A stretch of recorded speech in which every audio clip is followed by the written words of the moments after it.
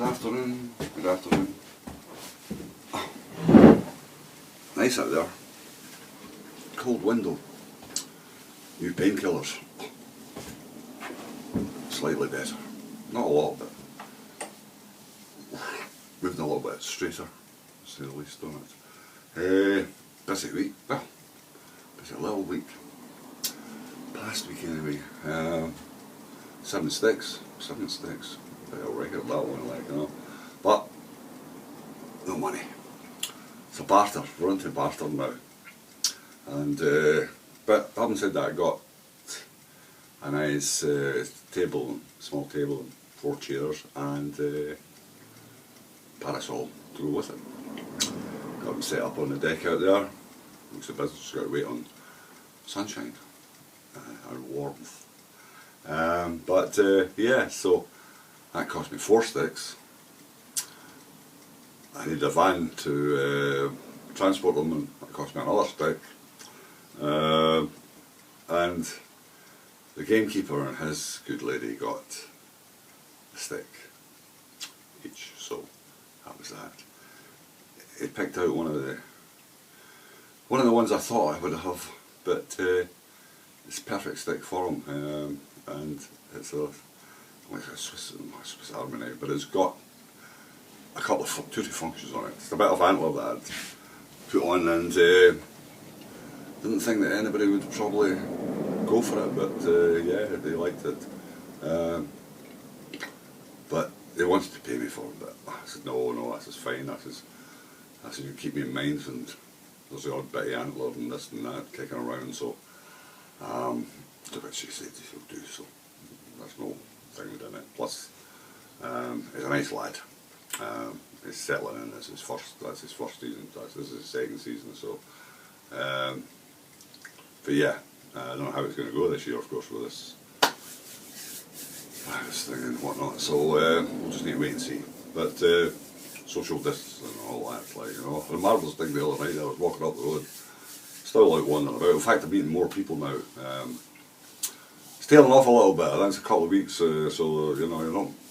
A lot of them are falling by the wayside. They're not. I mean, but I haven't said that. I was walking up the road, pavement the other night there, and there was a chap. The road's quiet, and a chap was driving down towards me, and I see him. He went over the white line and passed by. I went, well, that's taking it a little bit too far, son. But there you go. Strange things. But I've been working on these sticks. You probably remember them. With the roll antler on them. The sticks that went away, they had the red deer antler on. These have turned, even though they've been quite a difficult kind of thing to put together in some ways, certainly getting the line and that right on them, it's been difficult.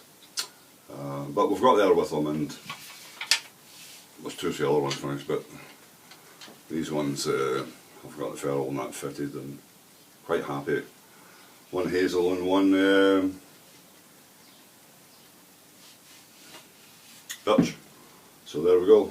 So this turned out, as you can see probably in the background there, I'm juking around with the ones that are on the 2 right. But once I'm finished with them all, they'll be good.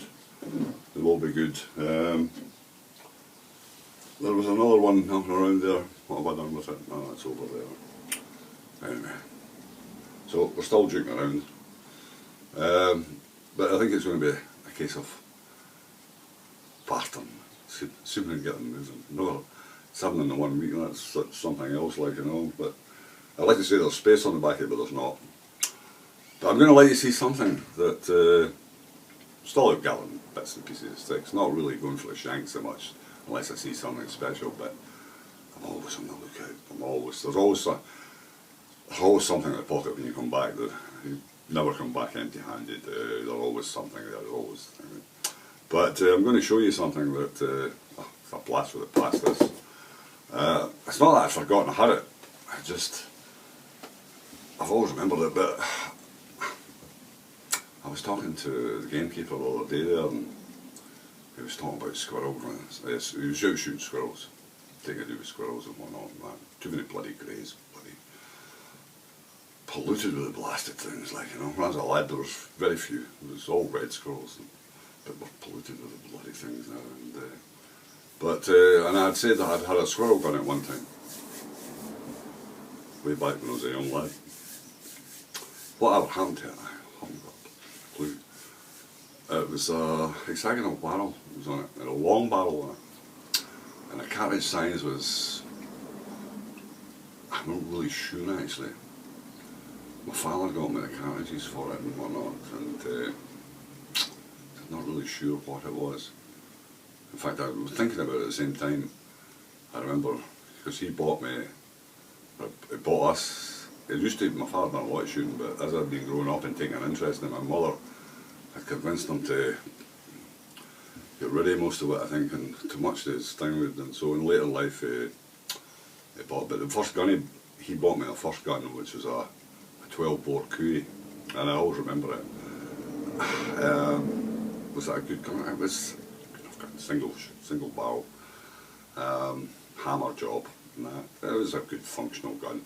But needless to say, I went on from that to other things.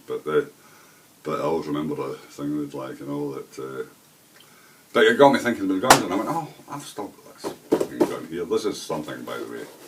I'll let you see. It's a Webley Service Air Rifle Mark II. Still in its box, by the way. It's pretty amazing, actually. This was made by Webley between the years, I'm not really sure if I can date it exactly, but it was made between 1929 and 1946. And it was called the some weight in it, but it's a fantastic bit of engineering. It really is. It's a beautiful gun. And it came actually originally with 3 barrels. You could buy 3 different barrels for it, which was .22, .177 or .25. And many years ago they were interested in buying it from me, and had offered me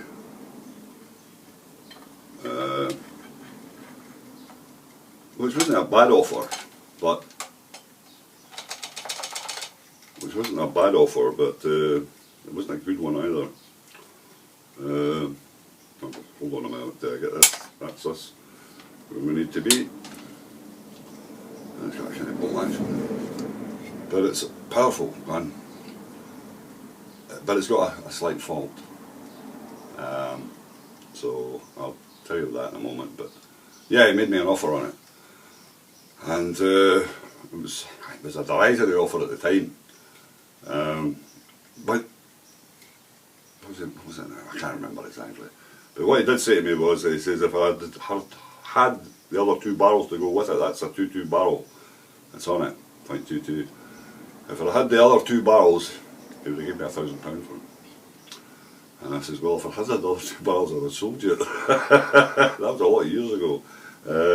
But the reason it's called a service air rifle was it was used for, the troops used it for training, seemingly. I take it the ones that were for that must have had the means of attaching straps, so they must have had buckles of some kind on them somewhere, fitted up. But it's a heavy, heavy gun. Beautifully made. Absolute gorgeous made. Engineering in it is superb. But it's got a slight little fault to it. Which is to do with the trigger, with the cam that holds the spring when you load it. But the good thing, bouncing all over the place, bear with me as I remember things, but it's an extremely powerful spring it's on it. But it doesn't hold at times. There's times it gets away and believe it or not, it goes off. You're not able to touch the trigger, so obviously it's not a good thing. So it's needing to go to a gunsmith, and maybe since I've looked it out, and I'll make inquiries and see whether I can find somebody who will be able to do the business for me. But it's come in an original box, original tin of pellets, and Hints on Air Rifle Shooting by F.E. Morton. So there you are. So it's all in there. And as I say, I dug it out there the other day there, but it's a beautiful bit of work. Heavy though. I don't know whether I would be able to lug it around so much. But I thought I'd show you anyway, because it's certainly it's a lovely bit of work. Right? So we'll maybe make inquiries and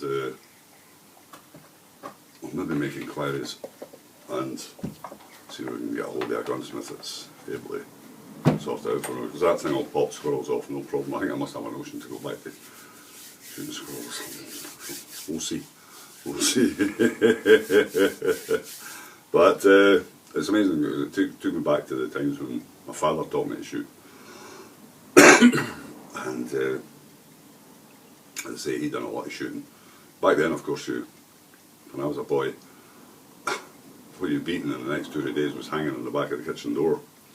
And that's how it worked back then. You know, my father shot most of the meat we ate, and grew most of the vegetables and that in the garden, big garden and everything like that. Also kept various things and all. And so he was one of these kind of men whereby had been brought up through the war, of course, and that was it, like, you know. Pull that jacket out. But there you are. So that's, the bell has rung. So we're not pain free, but it's certainly a better day today, so I said I'll make this little one out. It's probably a rambling shambles. It sounded like that anyway, so we'll see. But anyway, all the best to everybody who comments and wish me and family all the best. Same to yourselves. And I do appreciate the fact that you come on and make the comments. I'm not very good at answering things back. I'm slightly better at meeting people face to face and doing it on thing with. But take care for everybody out there. Stay safe, and we'll see you on the other side, as they say. All the best. Cheers.